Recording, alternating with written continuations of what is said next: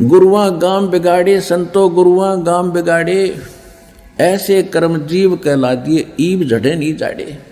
अब वो ऐसे रंगे परंपरा बन गई उन भोले भक्तों की कि दादाजी जाते थे, पिताजी भी जाते थे, हम भी वहीं फिट हैं। उन्होंने सही सोच समझ कर ही गुरु बनाए होंगे। अब उनके पास इतना दिमाग होता तो वो नकलियों का फंसते क्यों? इसलिए परमात्मा ने ज्ञान प्रथम रखा। जैसे श्रीमद् भगवत गीता अध्याय नंबर 4 के श्लोक नंबर 33 में कहा है कि द्रव्य में यज्ञ से ज्ञान यज्ञ श्रेष्ठ है अर्जुन। जैसे द्रव्य में यज्ञ का कौन सी होती है, जैसे धन से धार्मिक अनुष्ठान किए जाते हैं, किधर भंडारा लगा दिया, किधर मंदिर बनवा दिया, कोई घाट बना दिया, किधर पक्षियों को दाने डाल दिए। कहते ये तो है द्रव्य यज्ञ बगैर ज्ञान के, और ज्ञान यज्ञ श्रेष्ठ है। यानी सबसे पहले ज्ञान ग्रहण करो भाई, कैसे भक्ति करनी चाहिए, दान कैसे करना चाहिए। गुरु बिन माला फेरते, गुरु बिन देते दान, गुरु बिन दोनों निष्फल हैं, चाहे पूछो वेद पुराण। यानी अधिकारी के बिना दान देना भी व्यर्थ है। पहले ज्ञान समझो, ज्ञान समझ के फिर विधिवत वो धर्म में यज्ञ का सदुपयोग होगा। तो इसी प्रकार पहले ज्ञान हो, ज्ञान के बाद फिर सारी जानकारी हो, फिर भक्ति करें। अब ये क्या बताते हैं, स्वामी जी का महाराज का शुभ नाम सेठ शिवदयाल सिंह जी था। आप जी ने 25 अगस्त 1818 में आगरा शहर में जन्म लिया। आपके पिताजी का नाम सेठ दिलवाली सिंह जी था तथा माता जी का नाम महामाया जी था। आपके पूर्वज पंजाब के रहने वाले थे तथा घर में गुरु ग्रंथ साहिब का पाठ किया जाता था। अपने आत्माओं, गुरु ग्रंथ साहिब के अंदर परमात्मा ने ऐसी दया करी कि गुरु ग्रंथ साहिब जब बनाने लगे, सिख 5वें सिख गुरु श्री अर्जुन देव जी, उन्होंने सब संतों की, नानक साहिब जी की वाणी, उससे पहले के जितने संत थे उनकी वाणी और अपनी वाणी उसमें इकट्ठी की। तो उस समय उन्होंने एक बात का ध्यान रखा।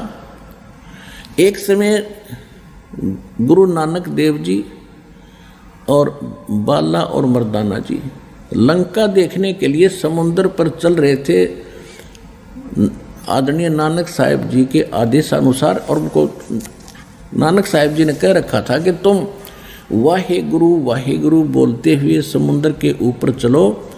और नानक जी भी चल रहे थे, सिद्धि से ऐसे चल रहे थे जैसे पृथ्वी पर चलते। उस समय नानक साहिब जी वो रियल मंत्र जाप करने लगे जो 2 अक्षर का सतनाम है, वो उच्चारण करके शुरू कर दिया। मर्दाना जी ने उसकी नकल की, वो भी वही 2 मंत्र ओम सोम जाप करने लगा। वो डूबने लगा, गोते खाने लगा। तब नानक साहिब जी ने कहा कि शिष्य ने गुरु की नकल नहीं करनी होती, मैं जो कहता हूं वही करो, ये जाप मत करो।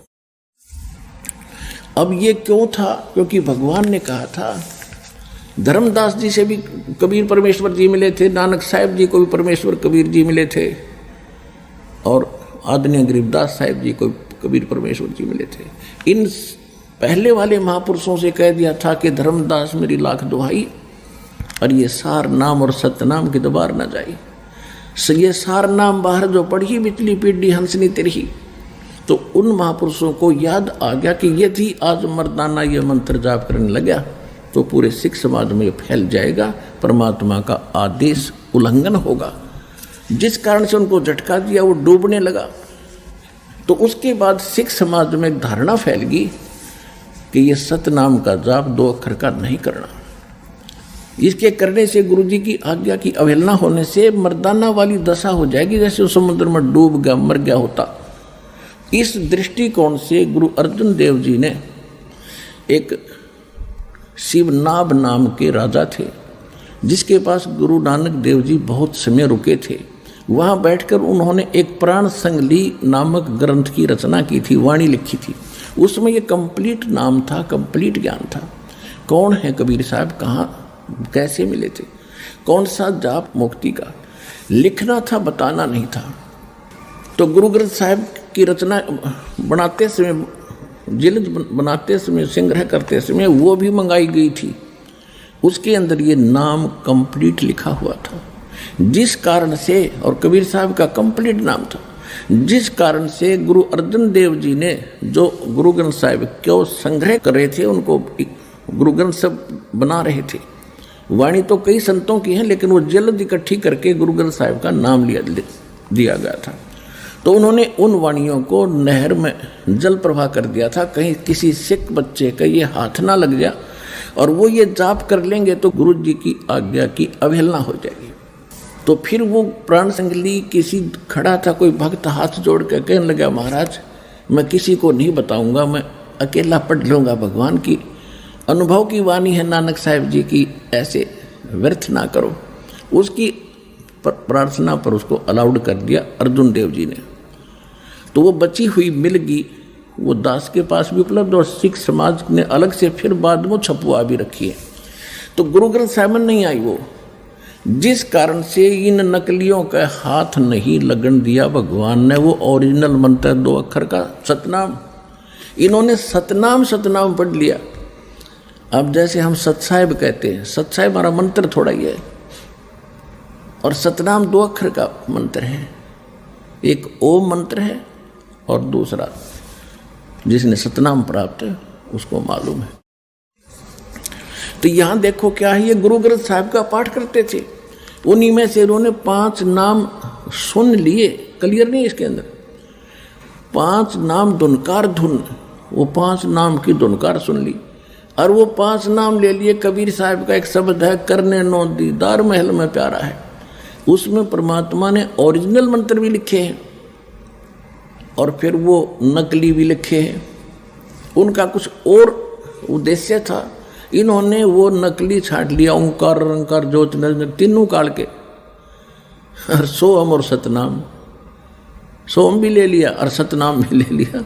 ये इनके मंत्र हैं। तरह के जब बीज ही गलत है तो फसल क्या होगी, अंडरस्टूड है, ये सीधी सी बात है। अब देखो, आपके पूर्वज पंजाब के रहने वाले थे, महाराज जी का नाम, शुभ नाम सेठ शिवदयाल सिंह जी था। आपके पूर्वज पंजाब के रहने वाले थे, घर में गुरु ग्रंथ साहिब का पाठ किया जाता था। आपके माता पिता हाथरस के प्रसिद्ध संत तुलसी साहिब के भगत थे। स्वामी जी महाराज ने भी, यानी शिवदयाल जी ने भी तुलसी साहिब हाथरस वाले की काफ़ी संगति की थी। बचपन से ही स्वामी जी महाराज का रुझान अध्यात्म की ओर था।